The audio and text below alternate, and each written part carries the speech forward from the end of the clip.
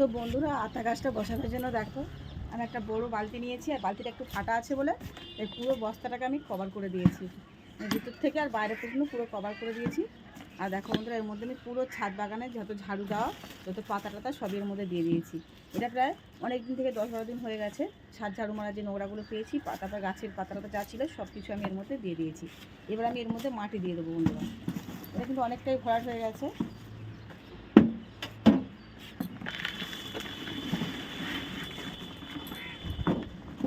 মাটি দিয়ে দিলাম বন্ধুরা খুব সুন্দর করে। দেখো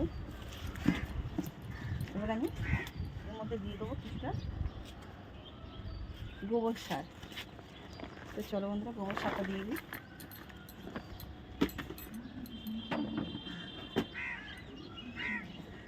মাটি তৈরি হয়ে গেছে বন্ধুরা, এইবার হচ্ছে কি গাছটা বসানোর পালা। তো চলো, গাছটা যেহেতু অনেকটা বড় হয়ে গেছে আর গাছে ফুলও এসে গেছে, তাই জন্য আমি এটা ভেঙে ফেলে দেবো, দরকার নেই রাখার। কারণ এখন আমার হচ্ছে গাছটা নিরাপদে বসাতে হবে, কোনো রকম গাছটাতে আমি আঘাত দিতে চাইছি না, কারণ গাছে আঘাত পেলে কিন্তু গাছটা সুন্দর করে বসালে হবে না। দেখো বন্ধুরা এই যে এইভাবেই বের করে নিয়েছি, আর কিন্তু গাছটা কোনো রকম সমস্যা হবে না। তো চলো বন্ধুরা গাছটা আগে বসিয়ে দিই। তো এইবার দিয়ে দেবো বন্ধুরা কিছুটা বালি। বালিগুলো একটু ভিজে গেছে, কারণ বালিটা দিলে কী হবে, মাটিটা আলগা থাকবে বন্ধুরা। এই বালিগুলো কিন্তু আমি আমার ওই জমির উপর থেকেই নিয়েছিলাম। দেখো বন্ধুরা খুব সুন্দরভাবে আতা গাছটাকে বসিয়ে দিয়েছি। এবার একটা কাজ আছে সেটা হচ্ছে কি গাছটাকে একটু কাটিং করতে হবে, তার কারণ যেগুলো শুকিয়ে গেছে এগুলোকে কাটিং করবে।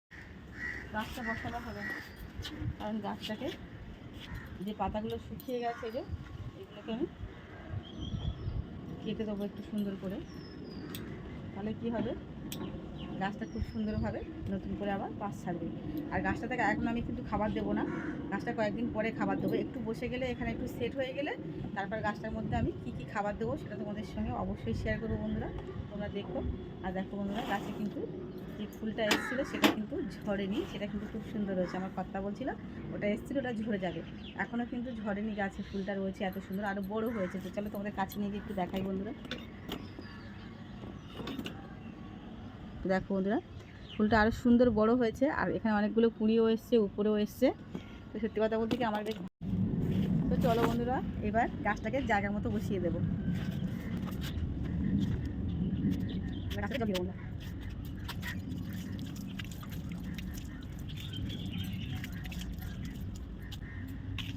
তো জল দেওয়া হয়ে গেছে বন্ধুরা। আজকে আমার এই ভিডিওটা তোমাদের কেমন লাগলো কমেন্ট করে জানিও বন্ধুরা।